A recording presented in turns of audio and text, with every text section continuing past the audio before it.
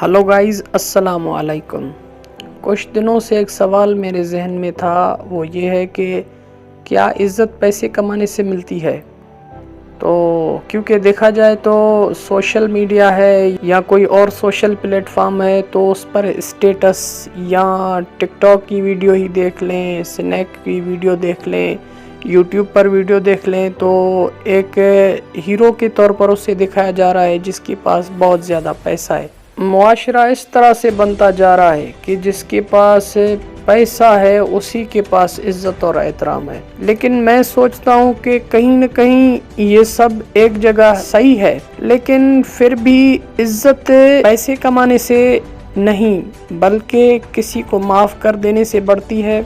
और उसके साथ साथ इंसान जब एहतराम करता है किसी का, किसी के कहने पर कुछ करता है या किसी के काम आ जाता है या कोई ऐसा काम करता है जिसमें पूरे मुआशरे का फ़ायदा हो, उससे इज़्ज़त बढ़ती है। हाँ, अगर इनफरादी तौर पर कोई इंसान अपने लिए पैसे कमाए और उनको जमा करे तो शायद इतनी कोई बड़ी बात नहीं, और उसमें यह भी नहीं कि पूरा का पूरा मुआशरा उसकी इज़्ज़त करे। इज़्ज़त फ़कत मेरे ख़्याल में उसी की है जो दूसरों को इज़्ज़त देता है, जो कहीं न कहीं झुक जाता है, कहीं रुक जाता है, किसी का एहतराम कर दे, जिसकी आंखों में हया हो, दूसरी की माँ बहन को भी अपनी माँ बहन समझता हो। मैं समझता हूँ ऐसे लोग ही इज़्ज़त कमा पाते हैं मुआशरे में।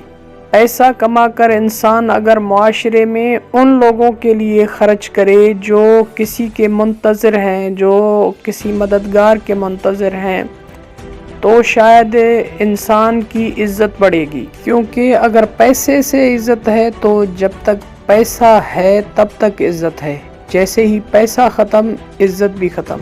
लेकिन अगर किसी इंसान की उसके किरदार, उसके रवैये, उसके गुफ्तार, उसके शऊर के हवाले से इज़्ज़त है तो वो हमेशा कायम रहेगी, चाहे वो मर ही क्यों ना जाए। मेरे नज़दीक इज़्ज़त का यही फार्मूला है।